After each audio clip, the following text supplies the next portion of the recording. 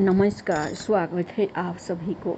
आज की विषय है एक कंजूस जिसे भगवान भी हार गए। कहानी। एक समय की बात है, एक बहुत ही कंजूस व्यक्ति था। उस व्यक्ति का नाम दानचंद था। उसके पास धन तो बहुत था, परंतु उसने कभी किसी को दान नहीं किया था। उसने प्रण ले रखा था कि जीवन में कभी किसी को कुछ भी दान नहीं करना है। उसके घर से कुछ किलोमीटर दूर गंगा नदी बहती थी, परंतु वह कभी गंगा स्नान करने नहीं गया, क्योंकि गंगा स्नान करने के बाद पंडित पुजारियों को कुछ दान दक्षिणा देनी होती है। गंगा स्नान के बाद दान करना पड़ेगा। इसी डर से वह कभी गंगा स्नान करने ही नहीं गया। उसकी पत्नी उसे दान पुण्य करने के लिए कहती थी, परंतु वह कहता था, इतनी बड़ी दुनिया में हमारा छोटा सा दान करने से क्या होगा। एक दिन उसकी पत्नी ने कहा, अब तो आपका बुढ़ापा आ गया, आप दान पुण्य तो कुछ करते नहीं, कम से कम एक बार जाकर गंगा स्नान ही कराओ। पत्नी की बात मानकर उसने गंगा स्नान करने की हामी भरी। उसके घर से गंगा नदी 12 किलोमीटर दूर थी। रास्ते में कहीं पैसा खर्च ना हो जाए, इसलिए वह 12 किलोमीटर पैदल ही चला गया। जब दानचंद गंगा नदी के किनारे पहुंचा तो उसको लगा कि घाट पर जाएंगे तो पंडित दान दक्षिणा मांगेंगे, इसलिए वह स्नान करने मुर्दा घाट चला गया। और मुर्दा घाट बिल्कुल सुनसान था। उसने इधर उधर देखा, दूर दूर तक कोई नहीं था। उसने जल्दी से गंगा जी में डुबकी लगाई। भगवान जो खटखट के वासी है, वह उसे यह सब करता देख रहे थे। भगवान को एक मजाक सूझी। भगवान वहाँ पर एक पंडित का रूप बनाकर प्रकट हो गए। जैसे ही दानचंद डुबकी लगाकर बाहर निकला, पंडित रूपी भगवान बोले, यजमान की जय हो। पंडित को देख ही दानचंद कांप गया। वह बोला, यह तो हद हो गई, यह पंडा तो मुर्दा घाट पर भी आ गया। पंडित ने बताया कि मैं संतोषी ब्राह्मण हूँ और एकांत में यहाँ मुर्दा घाट पर ही पड़ा रहता हूँ। यहाँ पर कभी कभी आपके जैसा कोई यजमान आ जाता है और मेरा साल भर का इंतजाम इकट्ठे ही कर देता है। आज आप आए हैं, आपको मेरा 1 वर्ष का इंतजाम करना है। दानचंद बोला, मैं इतना दान नहीं कर सकता। पंडित बोला, दान तो अपनी सदा के ऊपर होता है, इसलिए आप 6 महीनों का इंतजाम कर दो। दानचंद बोला, मैं 6 महीनों का इंतजाम भी नहीं कर सकता। पंडित बोला, तो 3 महीने। दानचंद बोला, नहीं। पंडित बोले, 1 महीने का ही कर दो। दानचंद बोला, मैं 1 महीने का तो क्या, मैं 1 दिन का भी इंतजाम नहीं कर सकता। और पंडित ने कहा, आपको कुछ ना कुछ तो दान करना ही पड़ेगा, नहीं तो हम आपको जल से निकलने नहीं देंगे। थक हार कर दानचंद बोला, 1 आने का दान करूँगा, वो भी उधार। मेरे पास अभी तो कुछ नहीं है, इसलिए मेरे घर आकर 1 आना ले जाना। पंडित ने दानचंद को 1 आना दान करने का संकल्प दिलवा दिया। दानचंद ने सोचा, मेरा घर तो यहाँ से 12 किलोमीटर दूर है, यह पंडित 1 आने के लिए इतनी दूर थोड़ी आएगा, इसलिए वह संकल्प लेकर अपने घर आ गया। घर पहुँचते पहुँचते शाम हो गई थी। वह इतनी दूर चलकर आया था, इसलिए थक गया था। वह सोने ही जा रहा था, तभी उसके दरवाजे पर उस पंडित ने दस्तक दी। पंडित बोले, यजमान की जय हो। दानचंद की पत्नी ने दरवाजा खोला। वह पंडित को देखकर लौटी और दानचंद से पूछा, क्या किसी पंडित को कुछ देने की कहकर आए हो। दानचंद बोला, हाँ, मैंने एक पंडा को 1 आना देने का संकल्प लिया है। पत्नी बोली, वह पंडित जी अपना 1 आना लेने दरवाजे पर खड़े हैं। दानचंद ने सोचा, तो पंडित 1 आने के लिए इतनी दूर आ गया।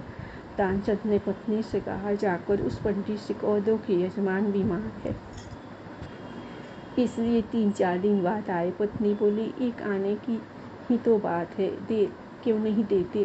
दानचंद बोला, मैं किसी को कुछ नहीं देने वाला, जाकर उसे कह दो कि यजमान बीमार है, इसलिए कुछ दिन बाद आए।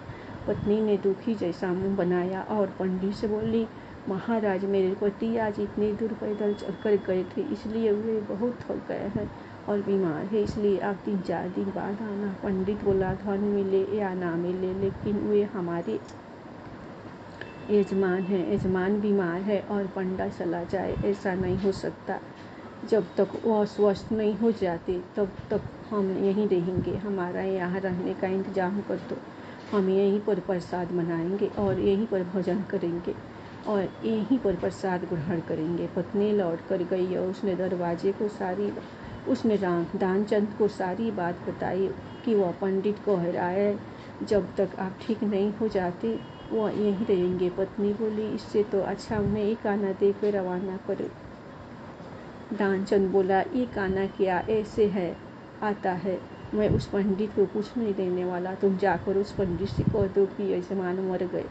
दानचंद को वो का अभ्यास था, इसलिए वह सांस रोक कर पड़ गया। पत्नी गई और उसने रोक कर पंडित से कहा कि वो मर गए, अब तो जाओ। पंडित बोले, अरे राम राम, यजमान चला गया, जब तक उसका अंतिम संस्कार न हो जाए तब तक हम कैसे जा सकते हैं। पंडित जी बोले, तुम महिला कहाँ कहाँ भटकती फिरोगी, हम सारे गांव में यजमान के मरने की खबर किए देते हैं। पंडित जी सारे गांव में खबर दे आए कि दानचंद जी मर गए। सारा गांव दानचंद के घर इकट्ठा हो गया, लेकिन दानचंद ऐसा विचित्र आदमी एक गाना बजाने के लिए सांस रोक के पड़ा था। गांव के लोगों ने दानचंद को मुर्दा समझ के बांध लिया। अब उसकी पत्नी सच में रोने लगी और रो कर बोली, यह मरे नहीं है। गाँव वाले बोले, बहन यह तो तुम्हारा मुँह है, जाने वाला तो गया, इसलिए धीरज रखो। पत्नी बोली, अरे किस बात का धीरज रखो, यह मरे ही नहीं। गांव वाले दानचंद को बांधकर अंतिम संस्कार के लिए ले गए। पत्नी बेचारी रोती रह गई, लेकिन वह विचित्र आदमी इतना सब कुछ होने के बाद भी सांसें रोके पड़ा था। सबके साथ पंडित बने, भगवान भी उनके पीछे पीछे चल दिए। भगवान ने सोचा, हद हो गई, हम कहीं नहीं हारे, पर आज तो इस दानचंद से हम भी हार गए। ऐसा गजब का विचित्र आदमी हमने कहीं नहीं देखा। एक गाना बजाने के लिए यह आदमी बिना मरे मरा पड़ा है और चला जा रहा है। जब दानचंद को लकड़ियों पर रख दिया गया, केवल अग्नि लगनी ही शेष थी, तो पंडित रूपी भगवान बोले कि यह हमारे यजमान थे, हम इनकी मुक्ति के लिए इनके कान में कुछ मंत्र बोलेंगे। भगवान उसके कान के पास मुंह लेकर गए और बोले, मैं भगवान विष्णु हूँ, मैं वैकुंठ से तुमसे नाता जोड़ने आया हूँ। दानचंद ने जैसे ही सुना कि भगवान बोल रहे हैं, उसने धीरे धीरे आंखें खोली, लेकिन जैसे ही उसने देखा कि यह तो पंडित है, उसने फिर से आंखें बंद कर ली। भगवान बोले, हम हार गए, हम तुमसे कुछ नहीं लेंगे, तुम ही हमसे कुछ मांग लो। दानचंद धीरे से बोला, वह एक आना छोड़ दो बस। पंडित रूपी भगवान तथा अस्तु कहकर वहाँ से चले गए और दानचंद आंखें खोलकर उठ बैठा। दोस्तों, आपको ये कहानी कैसी लगी कृपया करके ज़रूर बताएं। धन्यवाद। आप लोगों को ये कहानी पसंद आई होगी तो आप लोग कंजूस और भगवान के नाम पर ज़रूर लाइक सब्सक्राइब कीजिएगा।